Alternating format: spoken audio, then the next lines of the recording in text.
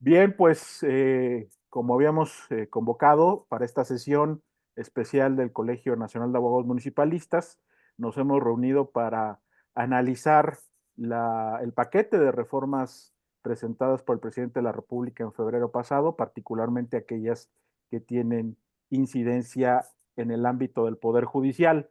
En ánimo de provocar un diálogo abierto, pues me gustaría a quienes nos acompañan en este momento que pudiera alguno de ustedes hacer el primer lanzamiento.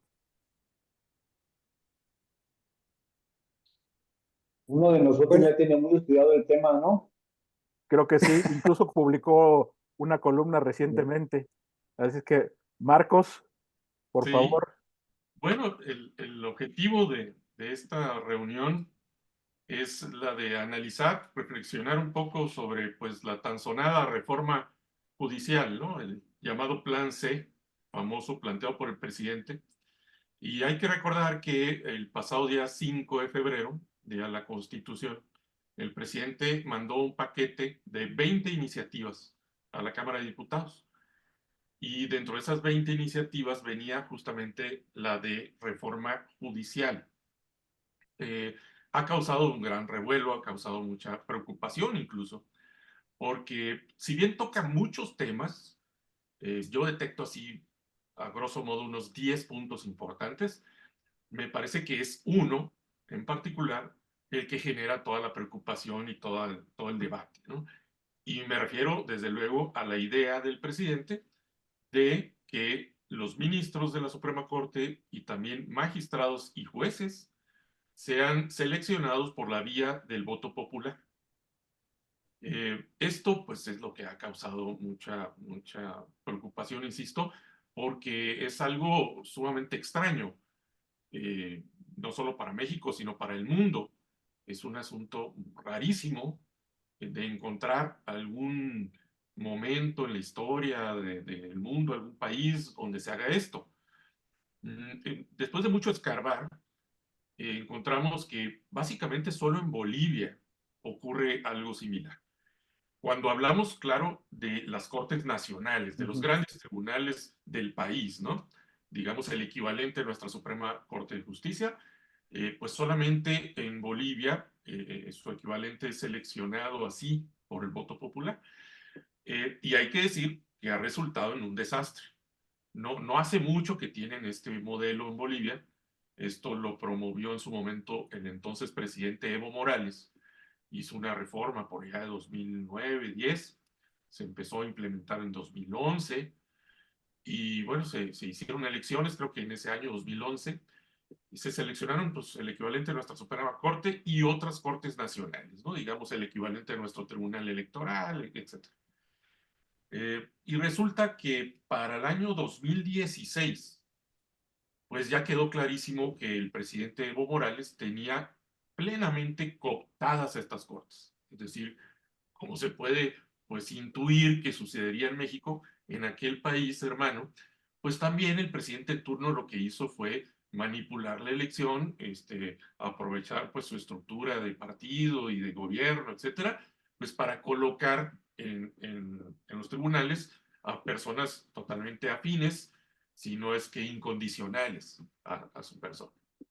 Entonces, ¿cómo es que quedó claro que en ese 2016 ya controlaba los tribunales? Por un dato muy específico. En la constitución de aquel momento, solamente se permitía una reelección consecutiva al presidente de la República. Y Evo Morales ya la había tomado. Él ya había sido reelecto. Sin embargo, él acude al tribunal máximo de su país, alegando que quiere otra reelección y que si no se lo permiten, eso violaría sus derechos políticos, sus derechos humanos, porque, pues, por qué razón no podría competir. Y resulta que, pues, para sorpresa no solamente de las y los bolivianos, sino del mundo entero, el tribunal termina resolviendo que el presidente tiene razón, que se violarían sus derechos políticos y que la Constitución está mal al restringirle a una sola reelección su cargo. Así que le permite otra reelección. Y se reelige. De hecho, ustedes recordarán que se reelige, no dura mucho, se le vuelve ahí una crisis política inmediata, una crisis constitucional, el ejército interviene, le sugiere amablemente que se retire y bueno, termina yéndose, en fin, más o menos conocemos la historia. El caso es que queda demostrado, pues, que el presidente de la República, el presidente de Bolivia, pudo controlar plenamente al tribunal a ese grado de que resolvía, pues, lo que él indicaba, ¿no? Y hay otros muchos ejemplos, hay por ahí columnas, gente que ha escrito al respecto de cómo el modelo en Bolivia fue un desastre. Un segundo ejemplo que se esgrime para defender la propuesta de López Obrador es que en Estados Unidos también se eligen algunos jueces por voto popular. Resulta que, en efecto, si bien en lo federal no ocurre, en lo federal se sigue un procedimiento muy similar al nuestro, es decir, el presidente del país propone al Senado, el Senado resuelve, etcétera, ¿no? Pero a nivel de los estados, la mayoría de los estados en los Estados Unidos sí tienen algún tipo de jueces locales que son electos por voto popular. Sin embargo, pues tampoco ha sido muy bueno. Tendemos a creer que si sucede en Estados Unidos está bien. La verdad es que no, no está bien. Y así lo demuestra un estudio muy sesudo de Lawrence Friedman. Lawrence Friedman es un muy prestigiado investigador de historia del derecho estadounidense. Es de la Universidad de Stanford. Y tiene un estudio sobre eso. Se puso a estudiar y a comparar las sentencias de los jueces que eran electos por voto popular respecto de los jueces locales en otros estados donde se sigue otro modelo de selección. Y encontró que, en efecto, el hecho de que sean votados por voto popular, sean electos por voto popular, pues llevaba a que sus sentencias fueran, digamos, tendientes a beneficiar a las personas y organizaciones que los habían respaldado en la campaña. Es decir, había un sesgo muy claro en el estudio que hace Friedman, donde descubre esto. Hay sentencias que claramente están emitidas para favorecer a alguien que respaldó al juez cuando andaba en campaña. Y al revés, es decir, hay sentencias donde se le mete el pie, digamos, a alguien que fue contra en la campaña, ¿no? O hacen estas corporaciones que ayudaron a un juez a hacer su campaña, hacen que él emita sentencias desfavorables a su competencia, por ejemplo, ¿no? En el sector empresarial. Entonces, él descubre este sesgo y desaconseja el modelo y dice, tendríamos que revertirlo y empezar a cambiar esto. Y de hecho, algunos estados empezaron a plantear iniciativas y demás para ir a otro modelo diferente de selección de jueces. También ha dicho el propio presidente de la República en México, también ha dicho que en el siglo XIX, en México, los ministros de la Corte se elegían por voto popular. Es falso.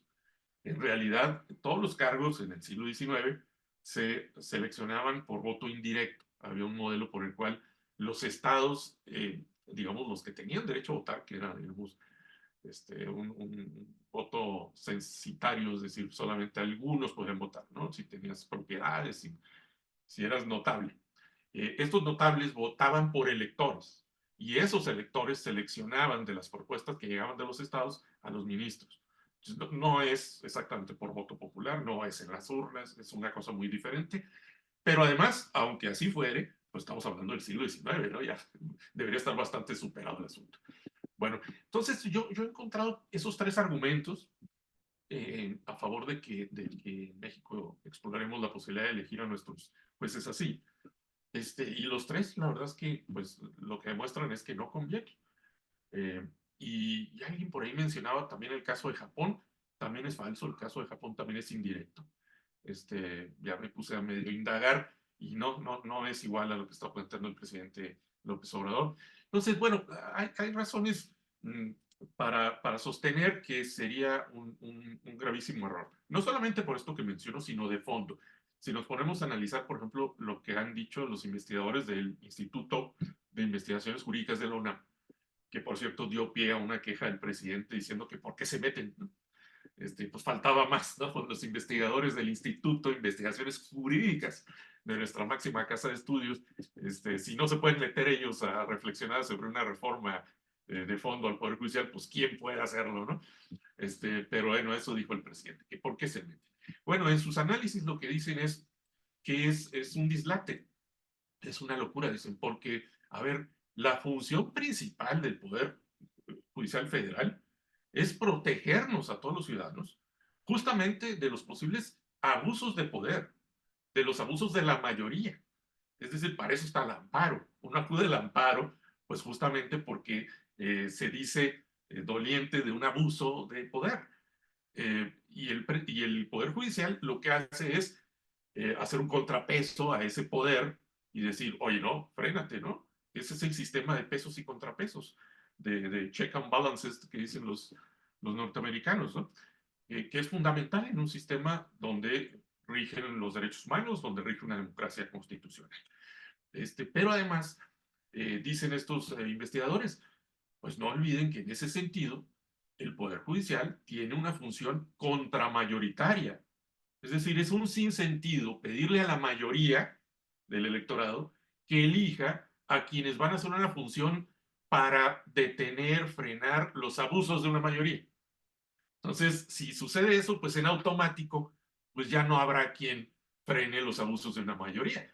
Entonces estaríamos en el escenario al que Miguel Ángel Bovero le llamaba pleonocracia, ¿no? Es decir, una dictadura de la mayoría, porque en sentido estricto, en una democracia, no se puede aplastar a las minorías.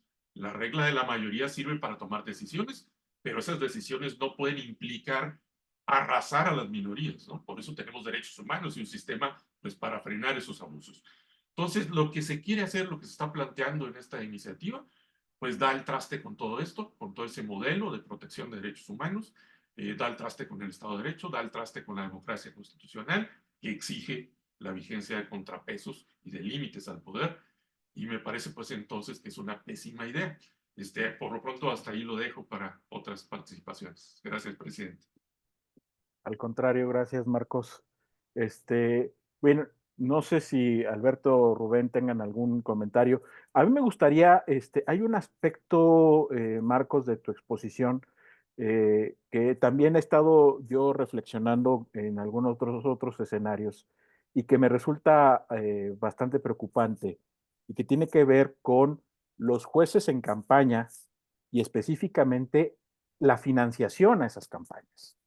Eh, Nuestro modelo de financiamiento electoral es básicamente público y se conduce a través de los órganos constitucionales preparados para ello, el Instituto Electoral, a través de los partidos políticos y de manera excepcional a las candidaturas independientes cuando cumplen ciertos requerimientos. Pero al final, el modelo de financiamiento está justamente diseñado para que se canalice esa vía. Y la verdad es que yo no veo en la propuesta que se ha presentado una determinación clara sobre cómo se van a financiar las, las campañas de quienes estén aspirando a ocupar un puesto de la judicatura. Sé que incluso el decirlo así suena hasta chocante, pero creo que es justamente parte de lo que tendríamos que estar poniendo sobre la mesa al momento de reflexionar sobre esta iniciativa, porque en buena medida, como lo expusiste tú hace un momento respecto a este estudio realizado en los Estados Unidos, una parte importante de los desequilibrios que se producen en la función jurisdiccional tienen que ver justamente con el financiamiento a las campañas de quienes fueron electos como jueces. Si me permites, Fidel, Adelante, creo Alberto. que, bueno, Marcos ha hecho una excelente exposición en derecho comparado, resaltando las deficiencias en los poquísimos lugares donde ocurren y con las limitaciones en que ocurren estas elecciones. Es que de fondo suena una locura lanzar a jueces a una campaña electoral a ofrecer ¿qué? ¿Qué puede ofrecer un juez que no sea cumplir la ley y hacer que la ley se cumpla? O sea, es totalmente absurdo. Si en algo se especializa este servidor público, este poder, Es justo que tienen los mandatos muy acotados. No hay margen, no hay si le muevo tantito aquí, si le muevo poquito allá, es hacer respetar la ley y hacer respetar los derechos humanos, particularmente. Y bueno, esta reforma, junto con otras, al final lo que está haciendo es destruir nuestro tribunal constitucional al limitarlo. Y entonces justo ya sin un tribunal que vele por la Constitución, pues acaba con nuestro sistema democrático constitucional. Y entonces los riesgos a los que habla Marcos están a la vuelta de la esquina. Pues es la dictadura de la mayoría, porque ya no hay un referente constitucional que obligue a la autoridad de cualquier índole, porque ya no hay tampoco quien la defienda. Entonces, sí, por eso me parece fundamental que haya un posicionamiento del colegio, alguna idea que podamos seguir avanzando en la defensa de nuestro sistema democrático constitucional. Me parece esto importante, más allá pues de lo que vemos en campaña, de la violencia en campaña. ¿Quién va a proteger a los jueces? Los vamos, ahora, por ejemplo, aquí en mi estado, Guanajuato, que no es ni con mucho Michoacán, ni la Sierra de Guerrero, ni Tamaulipas, más de 200 candidatos traían protección. Digo, los jueces pueden ser menos, pero ¿quién los va a postular? ¿Quién los va a patrocinar? ¿Quién los va a proteger? Yo creo que es exponer al Poder Judicial a muchos elementos que afectarían necesariamente su independencia, su imparcialidad al momento de ejercer la función. Ya hasta aquí también mi comentario para escuchar a Rubén. Adelante, Rubén. Gracias. No quisiera yo reiterar lo que han dicho ustedes y lo que además, por lo demás, creo que el gremio en general ha planteado de forma casi prácticamente unánime, ¿no? Yo no me he encontrado abogados más que los más radicales del oficialismo hablando a favor de esta propuesta. Yo quisiera entonces mejor referirme a otro punto, tratar de jalar hebra, como dicen, de un planteamiento que hacía Juan Marcos en nuestro grupo de WhatsApp, que en donde Juan Marcos empezaba a alegar, creo que le iba dictando al teléfono o algo por el estilo, que estaba medio desordenado el tema, pero yo estaba hablando de este tema, mencionando el tema de un recurso efectivo. Juan Marcos insistía mucho en que no se cumplen los extremos del recurso efectivo, etcétera, etcétera. A lo que voy es que si esta reforma prospera, como parece que puede suceder, salvo que la economía del país detenga las intenciones del gobierno, si esta reforma prospera, no cabe ningún recurso nacional contra ella, ¿no? Es decir, los gobernados no tenemos recursos contra una reforma constitucional, pero sí, y eso es inconvencional. Entonces, por eso, de alguna manera, creo que vale la pena explorar. Yo no soy experto en la materia, no he llegado ahí todavía, pero explorar si por la vía convencional pudiéramos, no solamente nosotros, sino cualquier mexicano, pudiera intentar algo para detener este tema a través del Sistema Interamericano de Derechos Humanos y la Corte, ¿no?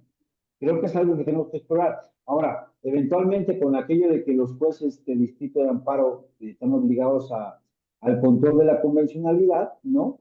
Yo compartía en el chat del colegio ya el caso de una sentencia, si no me falla que haya sido en el chat del colegio, una sentencia en donde un juez de distrito declaró inconvencional una disposición de nuestra Constitución y la inaplicó, ¿no?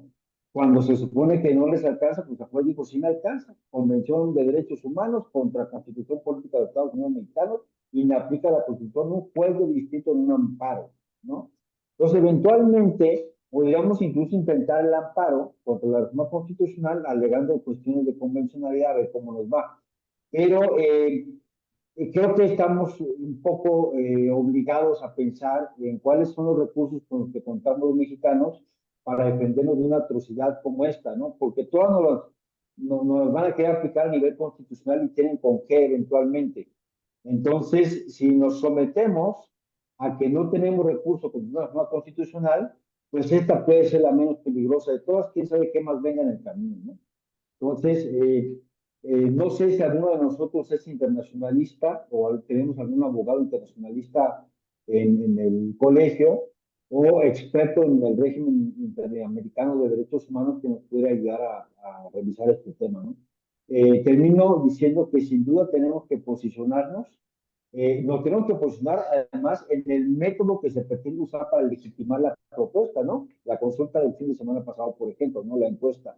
Me parece que también tenemos que llamar la atención sobre ese particular, porque esto está peor que la consulta patito que hiciste con el aeropuerto de la Ciudad de México, el aeropuerto de Texcoco, ¿no? Esto está mucho peor que eso, y es mucho más peligroso, creo, que diga el gobierno, a ver, me voy a quitar de ficciones como hacer una consulta y me voy a hacer una encuesta, porque lo que sigue es yo lo decidí por mis pistolas y háganle como quieran, ¿no?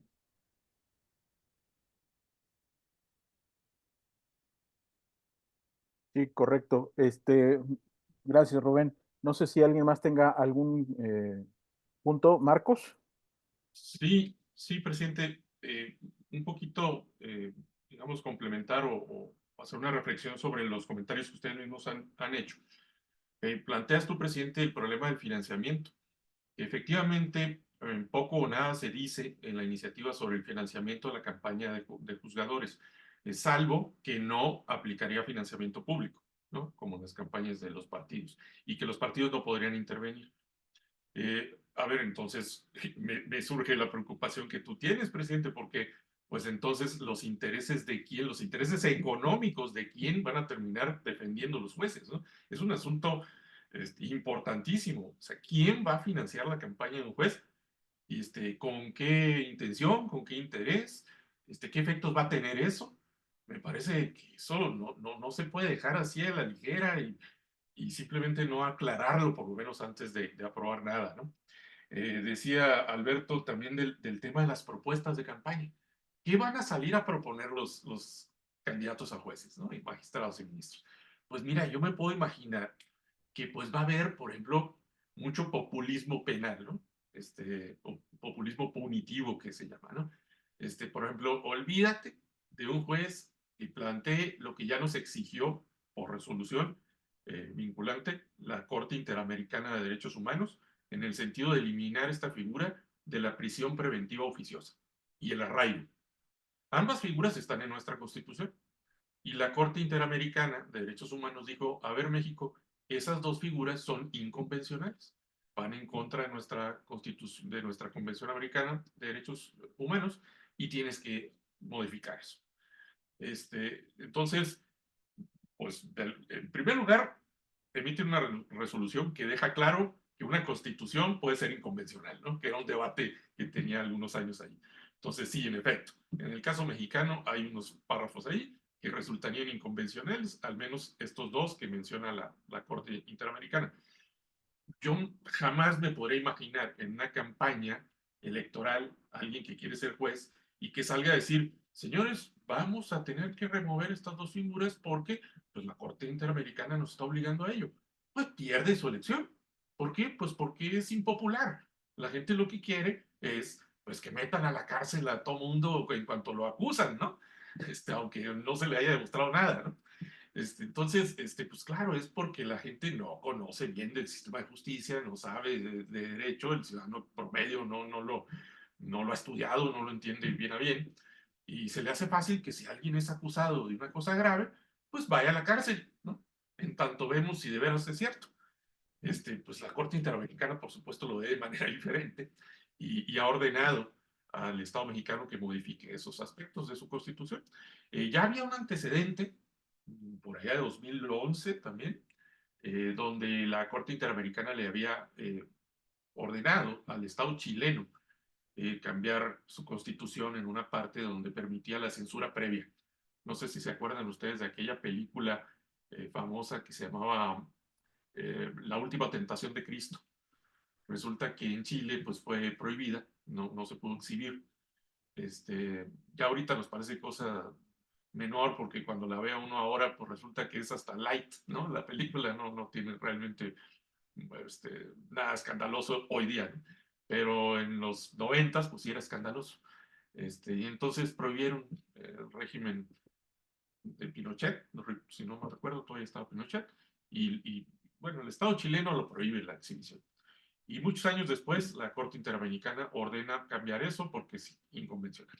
Entonces, sí, la Corte Interamericana eventualmente podría ordenar una cosa así, ¿no? Corregir una reforma como la que se está planteando ahí, toda vez que, como bien ha dicho mi tocayo Juan Marcos, pues se resultaría inconvencional porque no permite la vigencia de un recurso efectivo, y yo agregaría, y tampoco garantiza la vigencia de tribunal imparcial.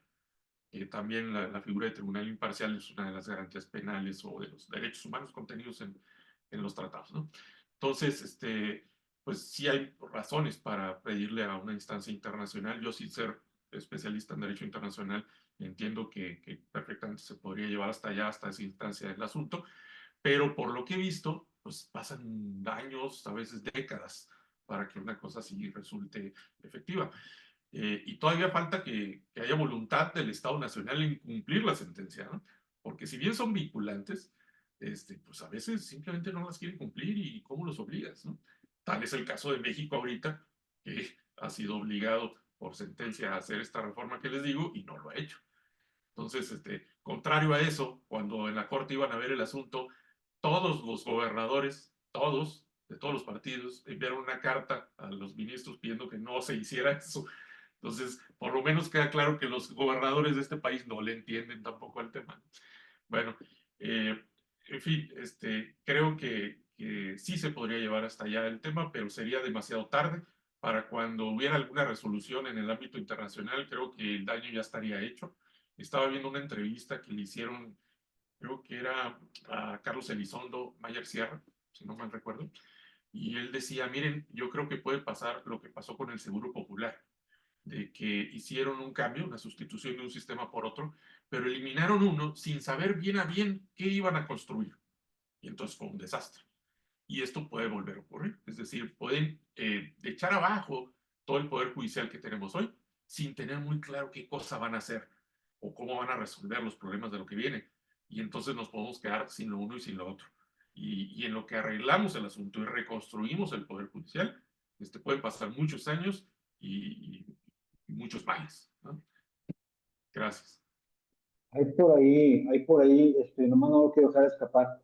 Me parece que esto del financiamiento es de lo más serio, porque, digo, este fue el proceso electoral más violento que hemos tenido en la historia. El crimen organizado metido hasta la cocina, ¿no? Pues, ¿quién va a poner a los jueces? Ojalá que los pusiera Morena, ¿verdad? Pero la verdad es que no, la verdad es que los va a poner el crimen organizado, como puso alcaldes, ¿no? Por ahí hay un meme ya circulando en donde dicen en el año 2018, ¿no? Gracias por los abrazos. En el año 2024, gracias por los magistrados, ¿no? Y eso está, puta, o sea, peligrosísimo. No hay mucho que abundar al respecto. Si me permiten, yo ahorita que escuchaba a Marcos eh, mm, sobre el populismo judicial, además creo que hay que verlo a la luz de lo que se está fraguando eh, en el contexto. Es decir, acabamos de tener hace unos días la publicación de una reforma a la ley de amparo que prácticamente nos regresa a la fórmula Otero del siglo XIX, y una ley de amnistía en donde la llave solo la tiene el titular del Poder Ejecutivo.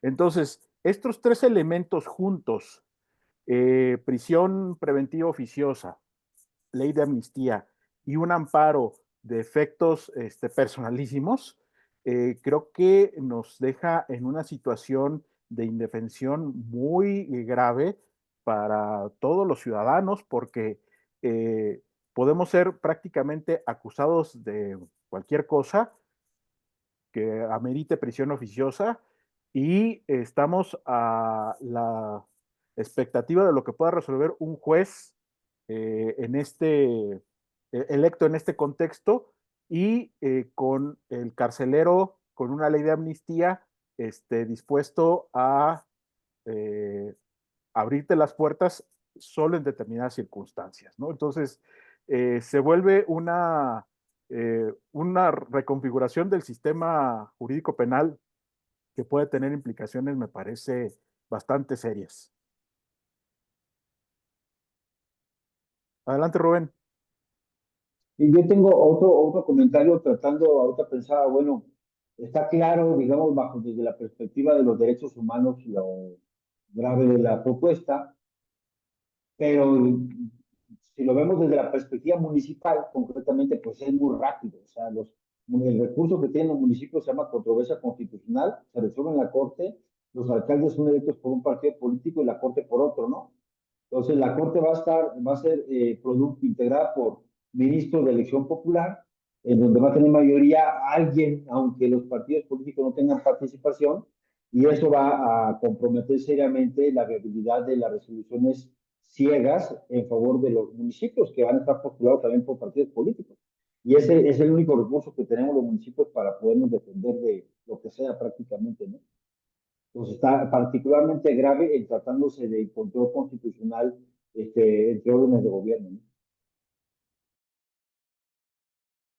Bueno, en torno a esa reflexión sobre cuáles medios de impugnación podrían operar, pues también podría explorarse, aunque en principio una reforma constitucional se supone que no, pero podría explorarse que las minorías parlamentarias presentaran, dada la gravedad del asunto, una acción de inconstitucionalidad,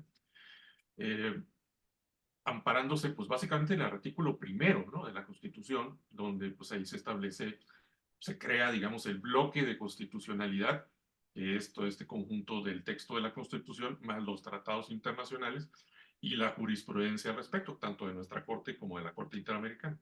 Todo eso es el bloque de constitucionalidad que crea el artículo primero de la Constitución. Entonces, basándose en eso, podrían decir, oye, es que esta reforma constitucional, pues deviene inconvencional. Entonces, pues yo te pido a ti, Suprema Corte, que revises esto. Ahora, también ahí hay otro problema. No solamente que se trate de una reforma constitucional, sino que para que se apruebe una acción de inconstitucionalidad se requieren 8 votos. Y resulta ser que ya en noviembre viene el cambio del ministro Aguilar, Luis María Aguilar. Y yo intuyo que la presidenta de la República pues hará algo similar al último nombramiento que hizo López Obrador, donde se nombró a Lenia Batres, es decir, presionar para que quede al final del día alguien incondicional. Ya con ese cambio de noviembre, ya no puedes aspirar a tener los 8 votos, te quedarías máximo en 7. Entonces también hay un problema ahí de integración de la actual Suprema Corte, ya no digo de la que venga, electa por votos populares, ¿no? Claro, está el tema del amparo para los gobernados, algunos que tengan interés legítimo, que no jurídico, como podría ser el propio colegio, podrían explorar esa vía. Y de hecho, para ir a una instancia internacional, esas instancias internacionales te exigirían por principio de definitividad haber agotado tus recursos internos nacionales, ¿no? Entonces sí, habría que agotar eso, primero el amparo. A la acción de inconstitucionalidad le veo ese problema que les menciono. Y bueno, en su caso ya a nivel internacional, pues acudes a la Comisión Interamericana de Derechos Humanos, y si no encuentra solución ahí, no encuentra una amigable composición, que seguramente no la encontraría, pues ya ella decide si acude en calidad de fiscal ante la Corte Interamericana. No puede uno directamente ir a la Corte Interamericana, uno solamente como ciudadano solamente puede ir a la comisión. En fin, sería un procedimiento pues muy largo y entre tanto creo que el desastre ya habría ocurrido. Sí. Yo haría un comentario adicional en la línea que plantea Marco. No estoy seguro que la controversia o la acción de inconstitucionalidad alcance para argumentar violaciones a derechos humanos, porque son medios de control entre órdenes de gobierno que no gozan de derechos humanos, ¿no? Por invasión a mis esferas de competencia y lo que sea. Pero yo he venido planteando cuando hablo de la reglamentación municipal, que en el 133 constitucional tenemos otro bloque de regularidad constitucional. Uno es de derechos humanos y este es orgánico, ¿no? Aquel que dice que esta constitución, los tratados internacionales de los que México forma parte y las leyes que expide el Congreso de la Unión, será la ley suprema de la Unión, es un bloque de regularidad orgánico, digamos, que podríamos usar para que si a nivel convencional tenemos algunos diseños en términos de división de poderes, por ejemplo, podríamos a lo mejor encontrar una línea de argumentación que dijera, no me meto con los derechos humanos, pero en términos de división de poderes, aquí hay violaciones que están protegidas por el Pacto Interamericano de Derechos Políticos, Económicos, Sociales. No sé, estoy pensando que podríamos también jalar Eva por ese lado, que en esas podemos encontrar alguna cosa interesante, ¿no? Ya no desde la perspectiva de derechos humanos, sino de la perspectiva de la división de poderes para los grupos parlamentarios, Marcos. Y en una de esas, y ahí sí me voy a aclarar un poco, ver si también desde la perspectiva de la autonomía municipal, que tiene muchos valores intrínsecamente considerados, podremos también encontrar alguna línea de argumentación en ese sentido, ¿no? Fíjate, Rubén, déjame buscar el precedente, porque ciertamente no hay mucha experiencia sobre la posibilidad de abordar la defensa de derechos humanos a través de controversias o acciones de inconstitucionalidad, pero en una charla en una plática que dio un proyectista de la Corte, mencionó que ya había antecedentes de controversias y acciones de inconstitucionalidad donde se alegaba el tema de derechos humanos y procedía. Como que abrieron por ahí alguna veta en algún precedente. Entonces, habría que buscarlo, déjame esa tarea, yo lo busco, porque entiendo que ya están abriendo la puerta a esa posibilidad. Bien, para cerrar lo que comentaba hace rato Rubén y entendiendo los tiempos que señala Marcos de irnos por la vía de la inconvencionalidad, pues son muchos años, pero finalmente tenemos que ir explorando todas, tenemos que ir agotando todas las instancias y justo porque si llevan años, sí me parece que vale la pena iniciar algún estudio. Yo obviamente no soy especialista en la materia, pero conozco aquí en Guanajuato hay una chica que sí ha litigado en materia internacional, en materia de derechos humanos. Ella es dirigente de una organización que se llama Las Libres, se llama Verónica Cruz. Yo creo que pudiera estar en disposición de asesorarnos. Voy a buscarla, me ofrezco acercarme con ella y hacer algún planteamiento, o a ver si incluso ella puede conocer a alguien más ducho y experto en el tema específico que estamos aquí planteando.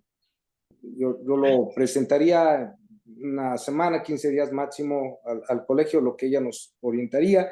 Y al final también considero que debemos buscar la manera de detonar los espacios de discusión especializados. O sea, no es un tema popular, no es un tema que la gente como que esté pensando o preocupando, que esa es la gravedad también, y eso es el gran problema de fondo, que no es un asunto que la gente entienda ni sus dimensiones ni sus alcances, pero sí hacer cabildeo con organismos empresariales que lo tienen que hacer. Hasta ahorita parece como que no le han dado la importancia, como que están todavía temerosos.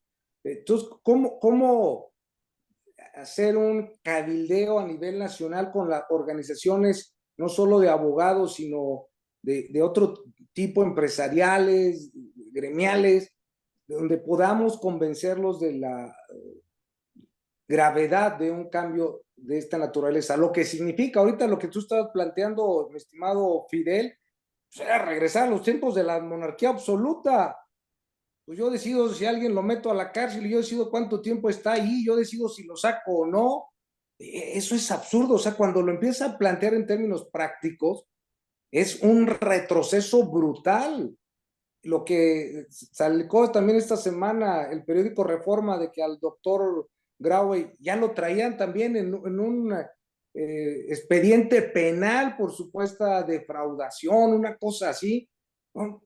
Pues ahí tienen a todo mundo ya dominado y sometido. Entonces, es absurdo que como país, México, como miembro de la OCDE, como la economía número 15, a por lo menos el peor número que nos quieran poner, si no es que la 12, tengamos este retroceso en instituciones democráticas, cuando justo el que se hubiera normalizado los contrapesos, el que se hubieran fortalecido instituciones democráticas, el que el Estado de Derecho a través de una corte independiente, fuerte, constitucional, avanzamos muchísimo en términos de desarrollo económico, de estabilidad y demás. Hay que convencerlos de a dónde nos iría, a estos grupos, no al pueblo, sino a las organizaciones. Y ahí, no sé, entiendo que es una tarea que nos rebasa, pero plantearlo a otras organizaciones para ver cómo cabildeamos a través de gremios, a través de grupos de interés más especializado. Y me Y algo permiten, más, totalmente de acuerdo, adelante perdón, Marcos, adelante. totalmente de acuerdo, Alberto. Y fíjate que me estoy recordando que la Corte Interamericana tiene una facultad que no tiene nuestra Suprema Corte, que es emitir opinión consultiva. Es decir, los estados parte del tratado pueden pedirle, no en motivo de un caso concreto, sino hacerle una consulta. A ver, si yo hiciera esta reforma, si yo implementara esta política pública, si yo hiciera esto, ¿violaría los tratados que tenemos firmados o no? Y la Corte te da una opinión, funciona como consultor, ¿no? Entonces te pones el guarache, digamos, antes de espinarte, ¿no? Se me ocurre que pudiéramos, pues, de alguna manera buscar que se ejerza presión para que México, como Estado parte, le pidiera una opinión consultiva a la Corte Interamericana sobre esta reforma. Entiendo, habrá que investigarlo bien, que solamente el gobierno federal puede, es decir, el jefe del Estado mexicano, el presidente de la República, nos representa ahí y es el que podría hacer la consulta o la petición de una opinión consultiva, pero no estoy tan seguro, ¿eh? Por ejemplo, quizá el Poder Judicial también pudiera hacerlo. No, habría que investigarlo, alguien que sí sepa bien de esto, pero si solamente, como intuyo, puede hacerlo el presidente, pues ejercer presión, porque ya la presidenta electa dijo que quiere escuchar las voces y no sé qué. Bueno, pues qué mejor voz que escuchar a la Corte Interamericana, ¿no? Y tiene esta posibilidad de emitir una opinión consultiva.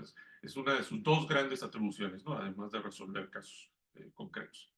Sí, correcto. De hecho, justo iba a comentar lo mismo, Marcos, y creo que, y llegamos al mismo punto, es decir, al darle la atribución al Estado miembro para solicitar esa opinión consultiva, te acota a la representación del Estado frente a la Corte, pero también faculta a la Organización de Estados Americanos o alguno de sus órganos integrantes de la organización.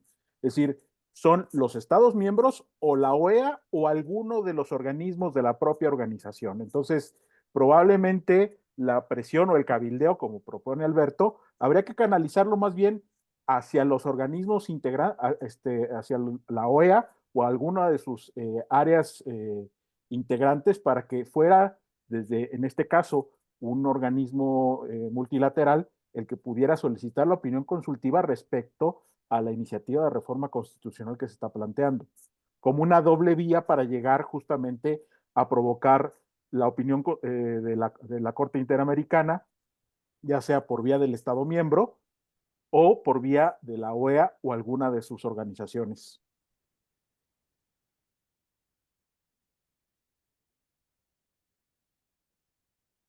¿Qué sigue?